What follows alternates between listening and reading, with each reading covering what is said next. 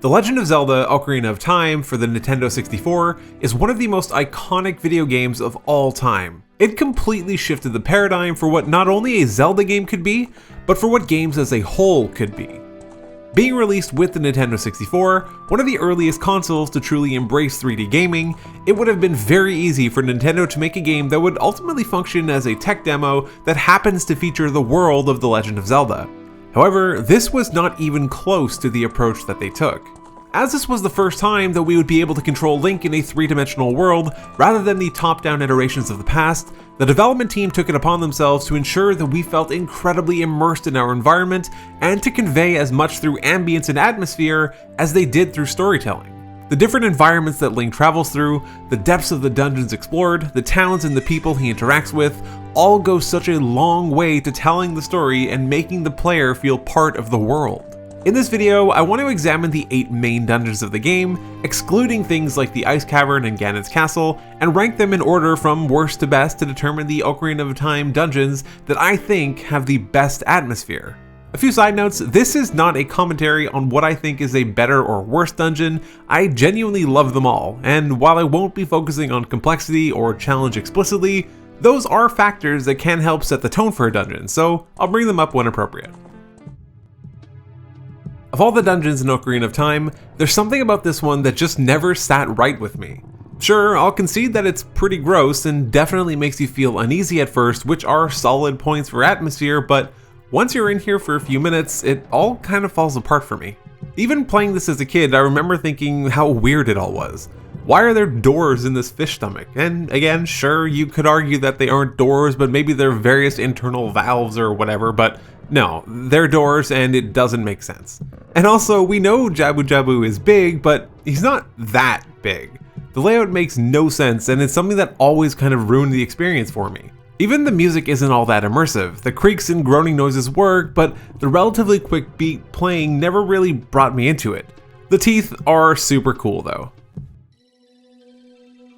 No, this isn't so far down on the list because 8-year-old me hated this thing. I've played through this game dozens of times now, and I've actually grown to love and appreciate the Water Temple for its creative approach to puzzles and brilliant use of an exceptionally well-designed central room.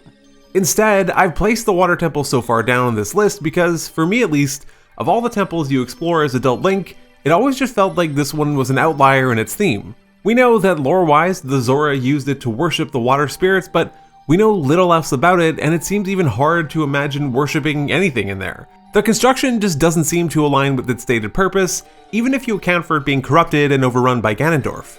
There is one caveat that I wanted to throw in here, and that is the fight with Dark Link. This was probably one of the, if not the best mini-boss encounters in all of Zelda, but it always had me wondering, why the Water Temple? The argument could be made that it has something to do with reflections or some sort of Zora trial, but the prevailing theory seems to be more connected to a test thrown at the Hero of Time by Ganondorf himself, and, as such, the encounter could have taken place anywhere. While we will likely never know the true reason for it, if it were related to some sort of Zora trial of faith, I would gladly bump it up a spot or two. I will give it some points for having some pretty cool architecture though, and theme music that is among my favorite for dungeons in the game. It's hard to not be hit by the nostalgia bus whenever you enter this dungeon for the first time on a new playthrough. The beautifully curious and mysterious music that plays, the spiderwebs strewn about overhead, the infestation of enemies, and the general dark atmosphere. This was truly a magnificent first dungeon experience for a 3D Zelda game. You can't help but be swallowed up quite literally by its ambience and want to explore and rid the Deku tree of the evil that lurks within. Even the general layout of the dungeon map itself aligns reasonably well with it being within the tree and falling through to the lower root system below. Quite a contrast to the situation in Jabu-Jabu's belly. The Fire Temple has always been very interesting to me. The surrounding atmosphere of delving into Death Mountain Crater, being encroached upon by lava, and even having to get special equipment to survive the heat always made me feel like this was going to be something special. A place that must hold some deep and dark secrets. Even walking into the temple and hearing the chanting music, from the original at least, the sort of creepy looking faces staring back at you, walking into this place unquestionably set a certain mood. The problem, for me at least, is that's sort of where it stops. Don't get me wrong, I've always enjoyed playing through the Fire Temple. I think its unique symmetrical design was a creative nod to Spectacle Rock, and being surrounded by pools of lava in many rooms always gave that sense of immediate peril. But we just have such little information about this temple. What was it used for? Why is Volvagia there? Why is its architecture so dramatically different from that of the Gorons? In some way, this lends itself to something of an air of mystery of the temple, which is cool, but I always just wish there was a little bit more lore to dive into. For me, this was always one of my favorite parts of any playthrough. Firstly, who doesn't love Gorons? But more importantly, the overall setting for this dungeon is such a key aspect to the ambience that it provides. During your time in Goron City, you learn that the Gorons would harvest rocks to eat and to provide for others. Dodongo's cavern was crucial to their survival and their way of life on Death Mountain. However, since Ganondorf sealed off his entrance, they've been struggling. Filled with this sense of urgency, you climb high up and are able to blow the entrance up through the use of a bomb flower, but even after entering, the entrance is sealed again, needing another bomb flower before you even get into the dungeon proper. I always thought that this was such a cool, almost fake out of sorts, as a standard entrance cinematic doesn't play until you've blown through the second door. And then even when you've done that, you're greeted by this massive bone head of a Dodongo, lava pits, and other enemies in this enormous central chamber. The music is dark and moody to amplify the surroundings, and the stairs are all too big for a young Link to properly climb. Nearly every room in this dungeon feels organic and lived in, especially the winding tunnels, which makes sense considering that mining takes place here. It's not hard to feel a sense of wonder approaching the Desert Colossus. You've just managed to traverse the Gerudo Desert with the aid of a Poe, using an item once held by the legendary Sheikah. You then set your eyes upon this gargantuan monolith with a human carved into it, knowing that this was some ancient spiritual site for the Gerudo people.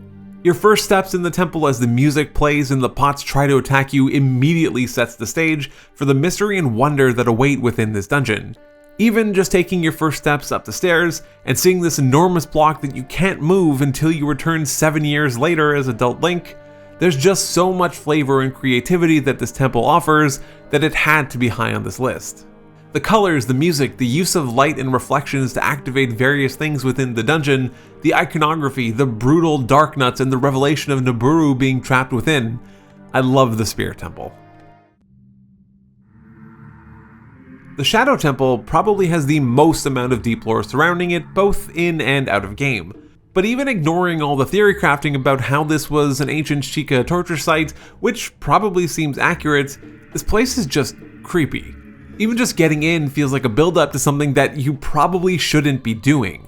Lighting dozens of torches to open the enormous stone door does a great job at setting the tone for what is to come. Besides the incredibly dark and moody ambient music and the insanely creepy faces that greet you immediately upon entry, I think for me the one thing that always set this dungeon apart from all the others is this one right turn.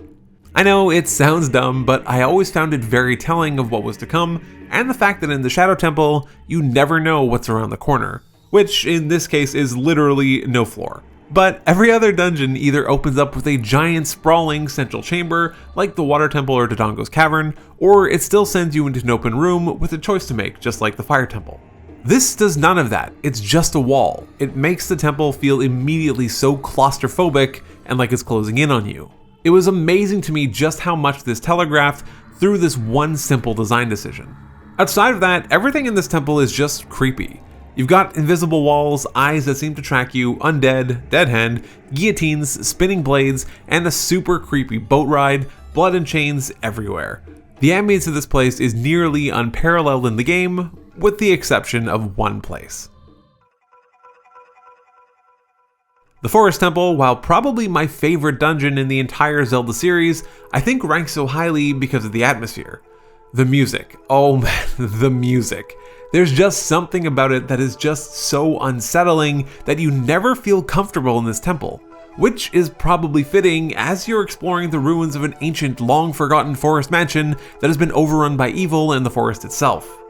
You're exploring a long-since abandoned home. It should feel uncomfortable here. You're not welcome. If the music wasn't enough, the patrons of this place certainly are. The 4 pose that reside here and hide in the picture frames, it's just such a different level of mood and ambience, especially when coupled with the ever-present threat of a wall monster waiting to snatch you up. And maybe it's just me, I honestly don't know, but this elevator in the central chamber just always freaked me out. Watching it descend when you first enter, not knowing how it works or where it's going just always gave me chills as a kid, and honestly even kinda now. If somehow it wasn't clear, I love the Forest Temple. Everything from the music, to the doors, to the twisted hallways in the outdoor sections, to the pose, to the stealthos, and even the elevator to nowhere. This quickly became the standard by which I would judge every other Zelda dungeon by. If you enjoyed this video, consider subscribing and letting me know what you thought. This is my first video not about Dungeons & Dragons, and I really wanted to do something about my favorite game of all time.